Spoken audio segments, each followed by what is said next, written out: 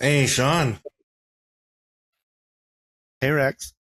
that was really good. I have I have a lot of different questions to ask. One would be, do you think that modern culture is encouraging or discouraging, or maybe holding people back from getting married or having kids? The short answer would be yes. I think that um, I think people are a little more cautious about having children for a variety of reasons. Part of it being that there's a lot of information out there about the economic challenge of raising children in our generation, and so they're more selective about when they choose to make that transition in life. So I think that's pretty common, and I think um, there's more of an emphasis on the idea that there's many pathways to fulfillment in life, and raising children is one of them, but not necessarily the only one. And so the pathway of marriage and raising children, which I think traditionally was considered the main pathway into adulthood for most societies across history, has shifted so that there's a sense of many pathways into adulthood. And if parenting occurs, that's great, but it's one among many options rather than the primary and dominant option that people see in their growing up experience. And so I think just both of those factors have influenced that people are less likely to take on raising children as an early life choice than they used to be. And that doesn't mean people aren't having children, but they're having them, I think, later, and the rate of childbearing among couples has dropped, at least in the United States. And I think that trend is pretty consistent across the world. Yeah, I've heard that. What would you say to encourage or I don't know, yeah, I guess encourage younger generations to get married, have some kids? Well, I, I'd emphasize that um, there's no institution in human history that's been as tested in the crucible of human experiences as love and marriage and raising of children.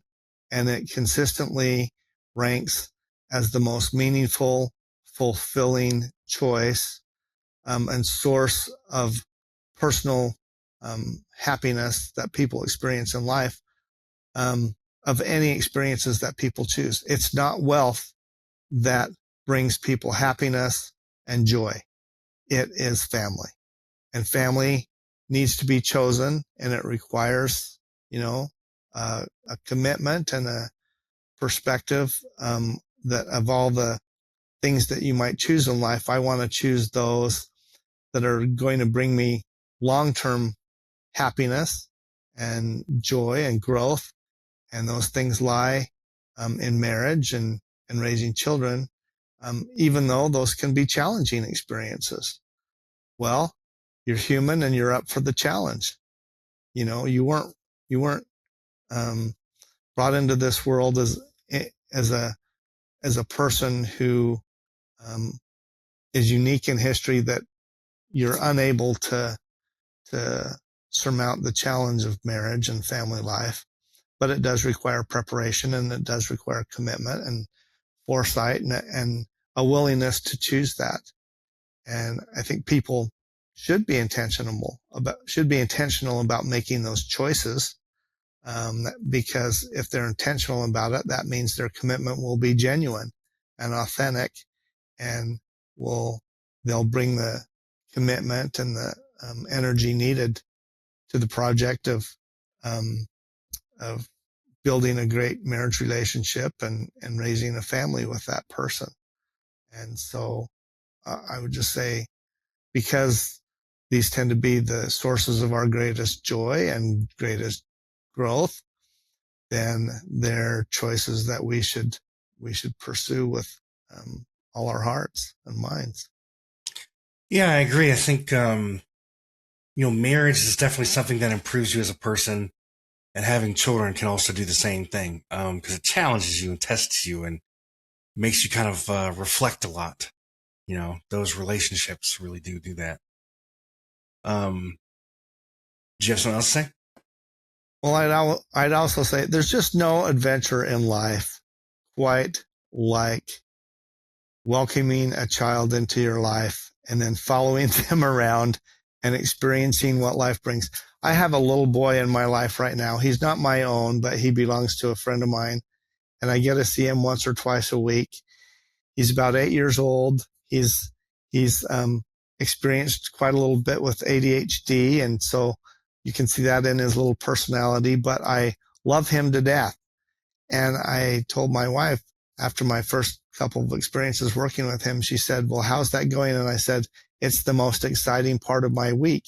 And she said, what do you mean? And I said, well, I never know what's going to come next with this little boy. I said, last time I got with him and within 2 minutes, I said, do you have anything new for me? And he had another little boy with him, and they started telling me about how if I was in a fight with a great white shark, if I would just punch it in the nose, then I would confuse the shark and be able to escape. And I told him, I said, your life is exciting. Any moment, the potential to be attacked by a great white shark is pretty fantastic. Like, I want to live your life, right? But the point is, I wouldn't be having that conversation without taking on the opportunity to be in the life of a child. And there's nothing like a kid. I grew up around horses, and we used to say the outside of a horse is good for the inside of a man, right? Well, I say the same thing about kids. The outside of a kid is good for the inside of any human being if they're willing to accept the challenge and the opportunity. Kids will change you in ways you never imagined you could be changed, and they will capture your heart if you're willing to give it to them. And so that experience, I think, is unique of any we can have as human beings, and it's well worth the effort. I agree. You mentioned that security is the most important need for a child, and I completely agree with that. What are some things that challenge a child's sense of security? Um, if there's domestic argument, dispute, violence of any kind in the home or around the home environment, kids growing up in community settings where there's a lot of violence or trauma, anything like that can be really disturbing to a child's sense of security. Factors that we identify, we call them adverse childhood experiences. So adverse childhood experiences are where kids are experiencing some kind of instability in their environment. It can be directed towards them in terms of any kind of abuse or maltreatment. Is really challenging for a child's sense of security. That means because they cannot trust the adults in their environment to treat them in a caring and responsive manner. It means they just have no sense of stability as to if someone is going to treat them with loving tenderness, or if that person is going to mistreat or neglect or abuse them in some way. And so any kind of child maltreatment, but then some factors in the environment that can contribute to that can be like if someone in the family environment is dealing with an addiction of some kind that's problematic or challenging, if they're dealing with criminal behavior of some kind, if they're dealing with, like I mentioned, domestic violence or dispute. So all of those things can be disruptive to a child. And so any of those, you would tend to be concerned about.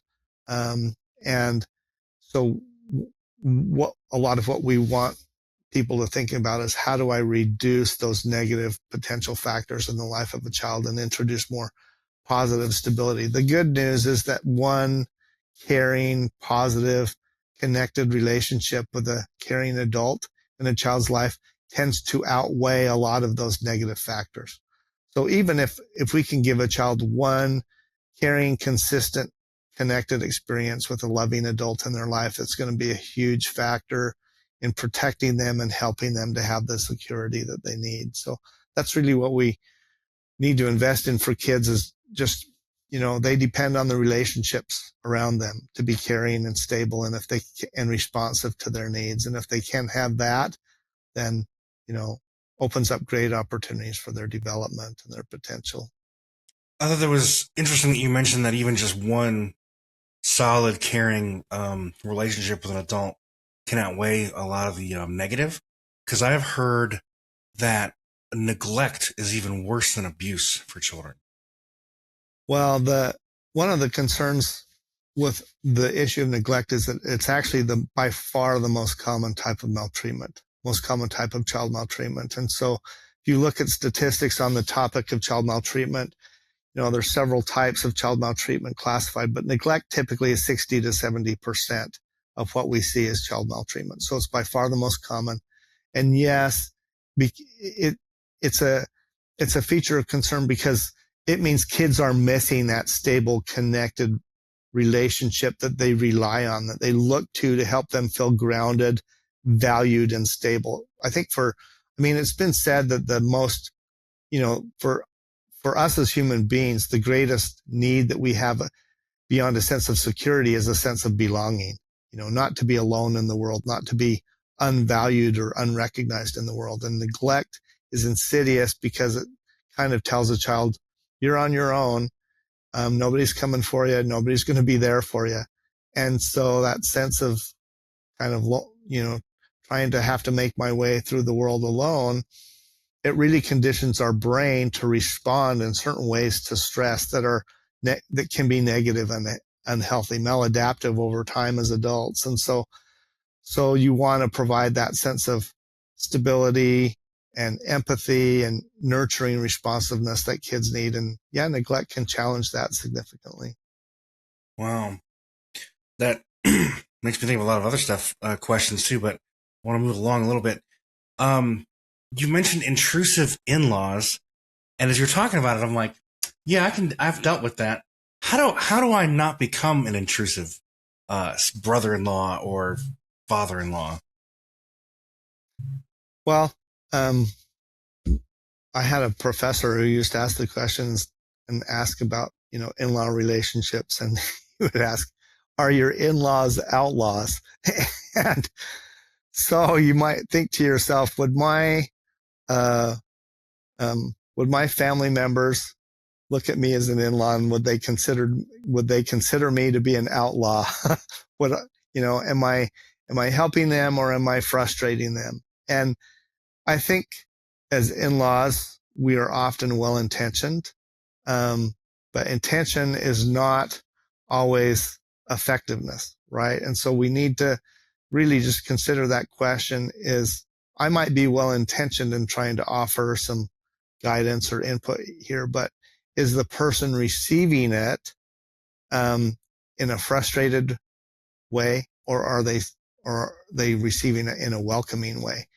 And in-laws can be a tremendous source of support, especially for couples going through the experience of having a young child. But they need to be sure that their support is being extended in a way that's compatible with the perspective and the needs of a young parent or a young couple raising a child. For example, I remember having a couple of young children, and I had well-meaning family members who would come, and we'd maybe come to visit, okay, these other family members, and immediately they'd come over and take one of our babies from my wife. And it's not that my wife didn't welcome them having a relationship with the child, but they would do it in a way that was, in a sense, not respectful of her feelings. This is the mom. And even though you might have had 5 or 6 kids and you're a grandma now, and you say, oh, I have experience, let me have that baby, that mother still feels a sense of connection and maternal ownership in a sense of that child, that she doesn't want to be disrespected or infringed upon. It's sensitive to her. And so that felt very intrusive for other people to come in and just take that child without, talking it through, like, hey, if when you're ready, would there be a chance for me to hold that baby a little bit? And just so doing it in a way, not again, you can still do the same activity, but you need to do it in a way that's respectful and that is compatible with the sensibility of the parent who's caring for that child. And so, being, like I said, just asking yourself that reflective question is the way, am I doing this being perceived as an outlaw or as a helpful support? And if you can turn it to being a helpful support, they'll be very grateful to you. Right. But yeah, it's a interesting dynamic to try and be the person who's on the outside extending that support, but not doing it in a way that becomes a frustration to that person. Yeah. Did you ever have a moment when you were raising your children that made you change your perspective or think, maybe I can change, maybe I'm doing this wrong. Maybe I could improve this. Oh, absolutely. Every week, if not more often than that, Rex. Yeah, I think children naturally challenge us in terms of our ways of doing things because they will see things differently than us. They will approach things differently than us. And so they are constantly, in a sense, requiring us to reflect and reassess on whether the approach that you might be employing is effective and is working in a way that's helpful to them. Right. And so, I think that when you're working with kids, you have to be really flexible and open to change. I think that that kids naturally engage us in the process of change and learning. But one thing that's been very helpful to me is that was a real shift in my thinking as a parent. Was I used to think that I had to be the play coordinator, for a child. And for young children, especially in the first 8 years of life, play is the primary way that they learn. It's the primary way that they engage the world. And so I often say with parenting, play is the most important but underrated aspect of parenting that there is. And sometimes a parent, especially dads, will get accused of like, hey, you're just the playtime parent. And I'm like, don't negatively talk about that. That's a really very critical part of being a parent, is being willing to play and get down with kids. But I felt a burden of like, how am I going to figure out how to play with these kids and do what they want? And then I realized kids are wired to play.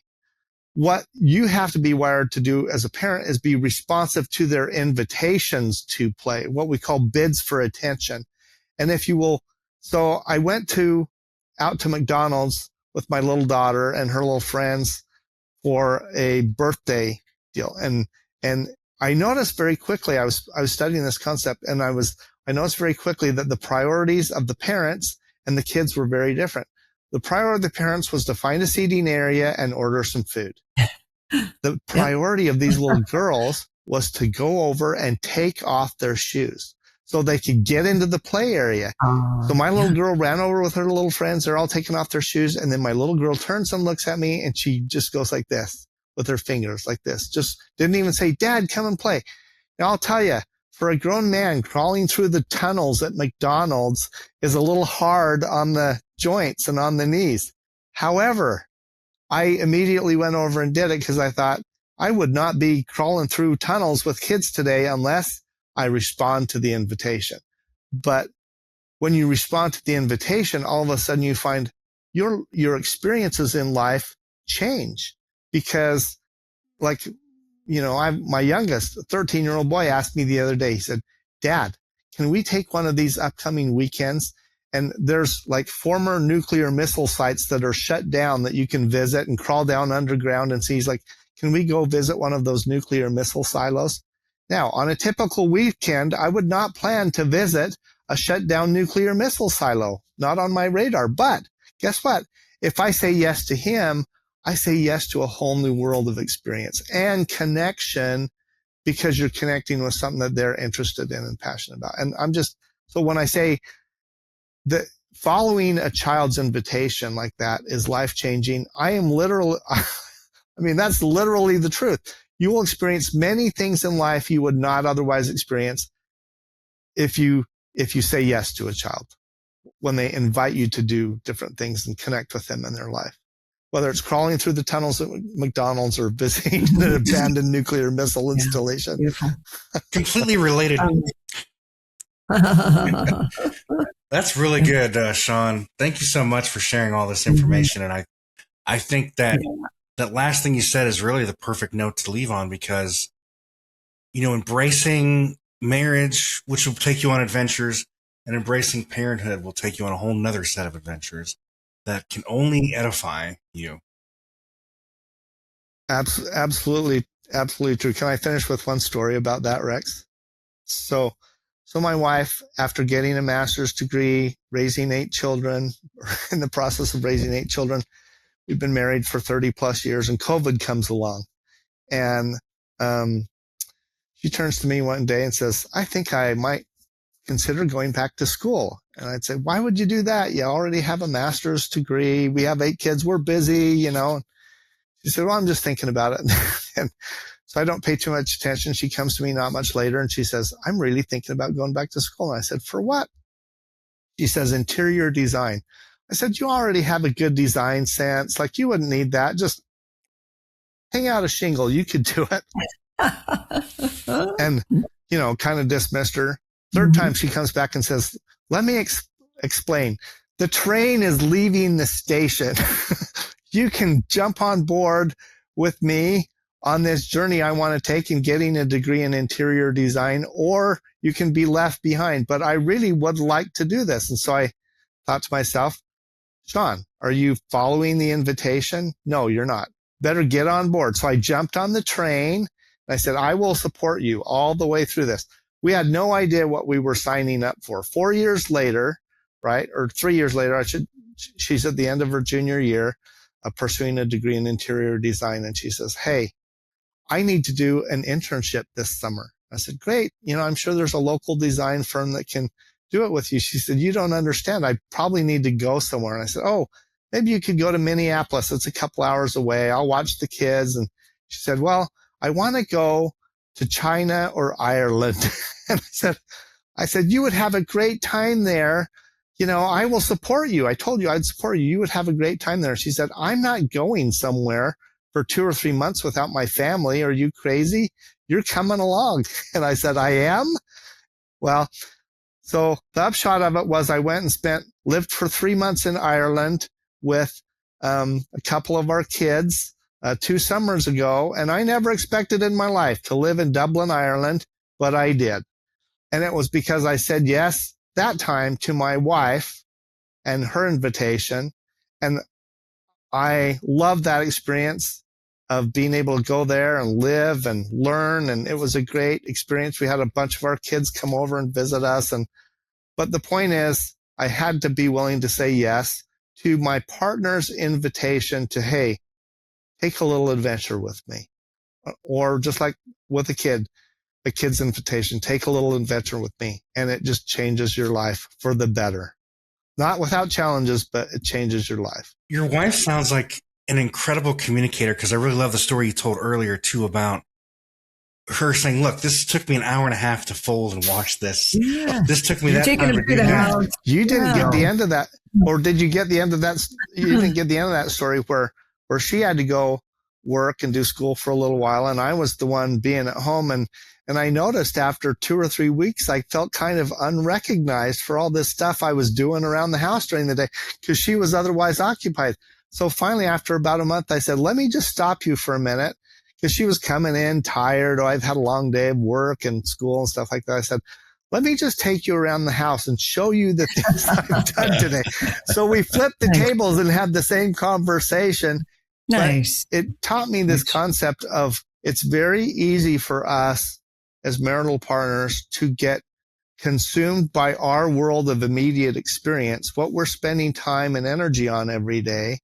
And when there's not a lot of overlap with your partner's world of experience, pretty soon you're living on different planets. And when you're living on different planets, it doesn't take very long to feel like we're living in a different universe from each other.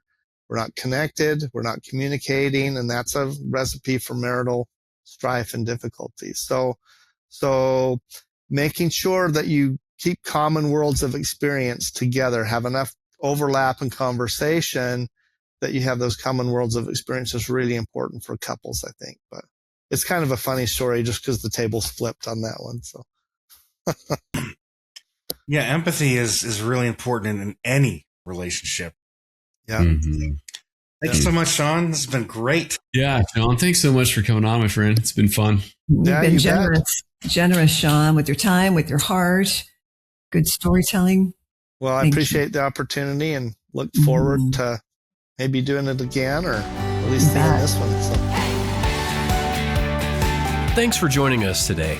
Hey, do us a favor and take a second to subscribe to our podcast and the Utah Marriage Commission YouTube channel at Utah Marriage Commission, where you can watch this and every episode of the show. Be sure to smash the like button, leave a comment, and share this episode with a friend.